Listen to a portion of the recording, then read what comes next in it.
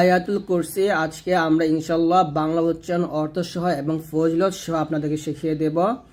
আপনারা অনেকেই আয়াতুল কুরসি ভিডিও দেখেছেন বা শিখেছেন। ইনশাল্লাহ আজকের এই ভিডিওটা দেখলে বুঝতে পারবেন আপনার এই আয়াতুল কুরসির মধ্যে কতগুলো ভুল আছে। প্রত্যেকটা ভুল আপনাদেরকে পয়েন্টে পয়েন্টে ধরিয়ে দিব ইনশাল্লাহ। আমি বিশ্বাস করি যদি আজকের এই ভিডিওটা আপনি সম্পূর্ণ দেখেন তাহলে ইনশাল্লাহ আপনি আয়াতুল কুরসিটা খুব সুন্দরভাবে পড়তে পারবেন, সুশুদ্ধ করে পড়তে পারবেন। তো আমি আয়াতুল কুরসিটা শেখানোর এর আগে আমি ফজিলত আপনাদেরকে বলে দিব। তো এখানে দেখুন আয়াতুল কুরসির ফজিলত দেওয়া আছে। আয়াতুল কুরসির ফজিলত: যে ব্যক্তি প্রত্যেক ফরজ নামাজের পর একবার আয়াতুল কুরসি পড়িবে তাহার মরণ যন্ত্রণা হালকা হইবে, রিজিক বৃদ্ধি পাইবে, মৃত্যুর পর তাহারও বেহেশতের মধ্যে 2 আঙ্গুল পরিমাণ ব্যবধান থাকিবে। সুবহানাল্লাহ। অর্থাৎ যদি আপনি প্রত্যেক ফরজ নামাজের পর একবার আয়াতুল কুরসিটা পাঠ করেন, মৃত্যুর পর আপনার এবং বেহেশতের মধ্যে 2 আঙ্গুল পরিমাণ ব্যবধান থাকিবে। এর মানে বোঝাই যাচ্ছে আপনি জান্নাতি ইনশাআল্লাহ। তো ইহা সারা দুনিয়া ও আখিরাতে তাহার নানাবিধ উন্নতিতে সাধিত হইবে। অর্থাৎ এটা তো হবেই, আপনি জান্নাতি তো হবেন ইনশাল্লাহ, এবং দুনিয়ার মধ্যে আপনি ভালো ফলাফল পাবেন। যে ব্যক্তি সকাল ও সন্ধ্যাকালে আয়াতুল কুরসি পড়িয়া থাকে, আল্লাহ তাআলা তাহার জন্য দিবারাত্রি রক্ষক হইয়া যান। অর্থাৎ দিনে এবং রাতে আল্লাহ তাআলা আপনাকে সবসময় হেফাজত রাখবে। সুতরাং শয়তান তাহার নিকট আসিতে পারে না। কোনো কাজে রওনা হওয়ার সময় এই আয়াত পড়িয়া প্রথমে বাম পা ফেলিবে, সে কাজে অবশ্যই সফল হইবে। ধরুন আপনি যে কোনো একটা কাজে যাবেন, ধরুন চাকরি ইন্টারভিউ বা যে কোনো একটা কাজে যাবেন, অবশ্যই আয়াতুল কুরসি পাঠ করে বের হবেন, ইনশাল্লাহ আল্লাহ তাআলা আপনাকে সফল করবে। এটা এখানে বোঝানো হয়েছে। তো যাই হোক, এখন আমরা আয়াতুল কুরসিটা শুরু করে শিখব। আউযু বিল্লাহি মিনাশ শাইতানির রাজীম। বিসমিল্লাহির রহমানির রহিম।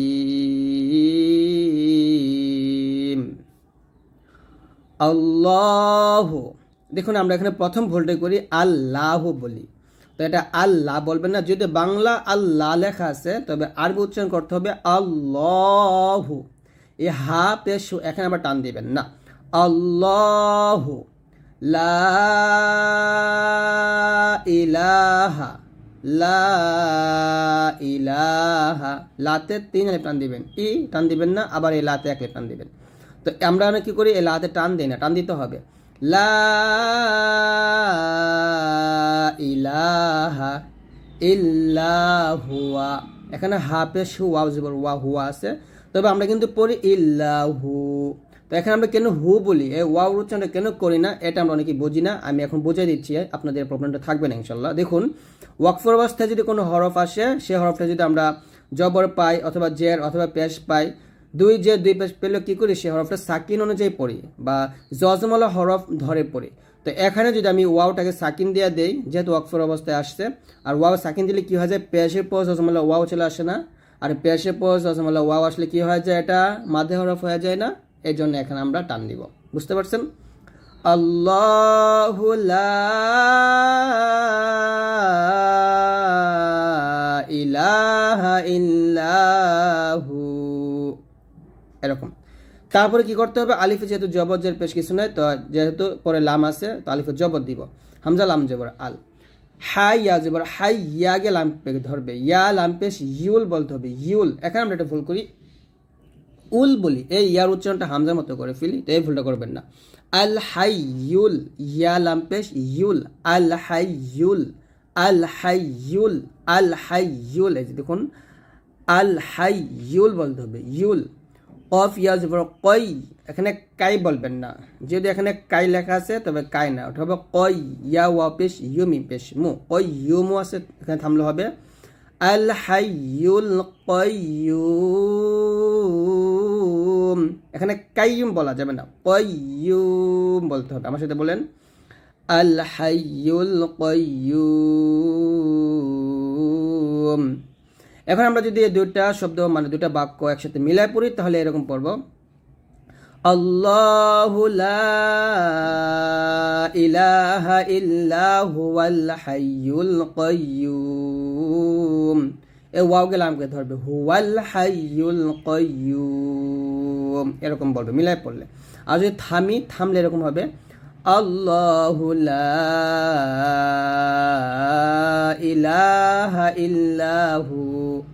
তারপরে আল হাইয়ুল কাইয়ুম, এরকম পড়বা। দুই রকম পড়তে পারেন আপনার ইচ্ছা। তারপরে লাম আলিফ জবর লা, তা হামজা জবর তা। এখানে একটা ভুল করি, লা তা আ এরকম উচ্চারণ করি, ডাবল করে ফেলি। তো এরকম হবে না, বলতে হবে লা তা খুযুহু, হাউলটা পেশ হয়ে গেলে টান দিবেন। লা তা খুযুহু। সিন যে সিনুন যেমন না, সিনা তা ওয়াও দুই পেশ, তু গুণ হবে, সিনা তু, সিনা তু। ওয়াও জবর ওয়া, লাম আলিফ জবর লা, ওয়ালা। নুন ওয়াও জবর নাও, মিম দুই পেশ মুন, নাও মুন আছে, এখানে থামলে হবে লা তাখুযুহু সিনাতু ওয়ালা নাওম। সিনাতু এখানে গুণাটা করবেন, সিনাতু ওয়ালা নাওমুন আছে, এখানে থামলে যে তো আসছে থামা যাবে, থামলে হবে ওয়ালা নাওম। একসাথে লা তাখুযুহু সিনাতু ওয়ালা নাওম। আবার বলেন লা তাখুযুহু সিনাতু ওয়ালা নাওম। তারপর লাম জবল্লা হাউলটা পেশ, হু টান দিবেন, লাহু। মিম আলিফ জবর মা, এক লিপ টান দিবেন, ফাগি সিনকে ধরবে, ফা সিন জের ফিস, লাহু মা ফিস। সিন জবর সা, মিম খারা জবর মা, এক লিপ টান, ওয়াও খারা জবর ওয়া, এক লিপ টান, তাজাতি, লাহু মা ফিস সামাওয়াতি, লাহু মা ফিস সামাওয়াতি ওয়া মা ফিল আরদি।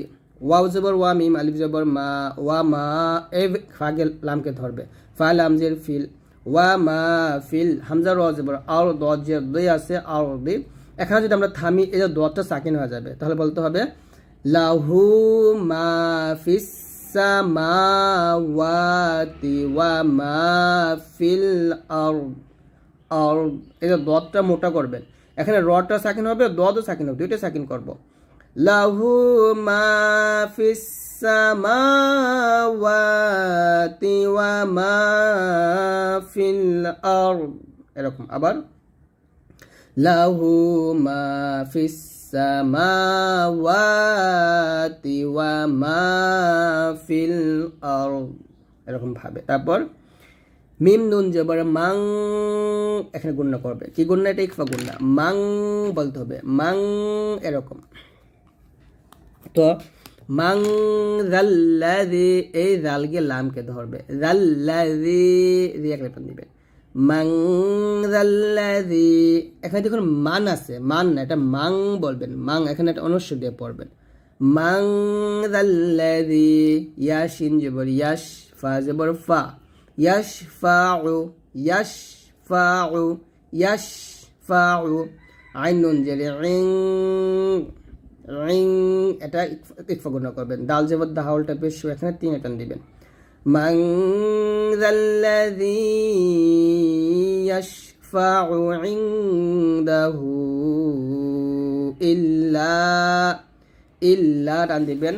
তারপরে বাজের বি, হামজা জাল জের ইদ, বি ইদ, নুন জিন্নি হা খারা জের হি আছে, বি ইদ নিহি, এখানে থামলে হবে বি ইদ নিহ, এই হাতে সাকিন হয়ে যাবে, তাহলে একসাথে হবে মান যাল্লাযী ইয়াশফাউ ইনদাহু ইল্লা বিইযনিহি, বিইযনিহি, এরকম।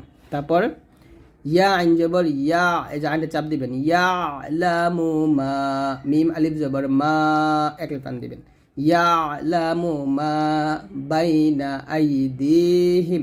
হামজা ইয়া জবর আই, দালিয়া জের দি, এক টান দিবেন, হামিম জের হিম, ইয়ালামু মা বাইনা আইদিহিম।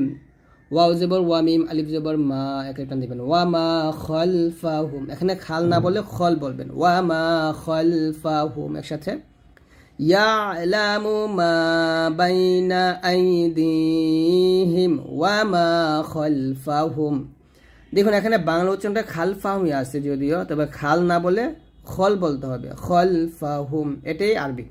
ইয়া আইন জবর ইয়া চাপ দিবেন ইয়ালামু মা বাইনা আইদিহিম ওয়া মা খালফাহুম আবার বলি ইয়ালামু মা বাইনা আইদিহিম ওয়া মা খালফাহুম তারপর ওয়াও জবর ওয়া লাম আলিফ জবর লা একলে প্রাণ দিবেন ওয়ালা ইয়া পেশ ইউ জিব্বার মধ্যখান তার বরাবর উপর আলোচনা লাগবেন ওয়ালা ইউহি হাইয়া জের হি টান দিবেন ত ওয়াও পেশ তো মোটা করবেন নুন জবর না ওয়ালা ইউহিতুনা বাজের বিশিন ইয়া জবর শাই বিশাই হামজা মিম হামজা দুই মানে হামজা দুই জের মিম হামজা মিম দুই জের ইম হবে ওয়ালা ইউহিতুনা বিশাইইম গুণ করবে বিশাইইম হামজা মিম দুই জের ইম মিম নুন জের মিন আইন লাম জের ইল মিম জের মি ইলমিহি এই যে হিতে আবার তিন আলিফ টান দিবেন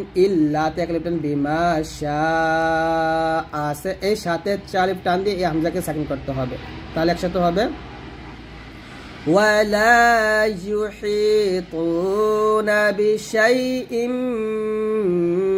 من علمه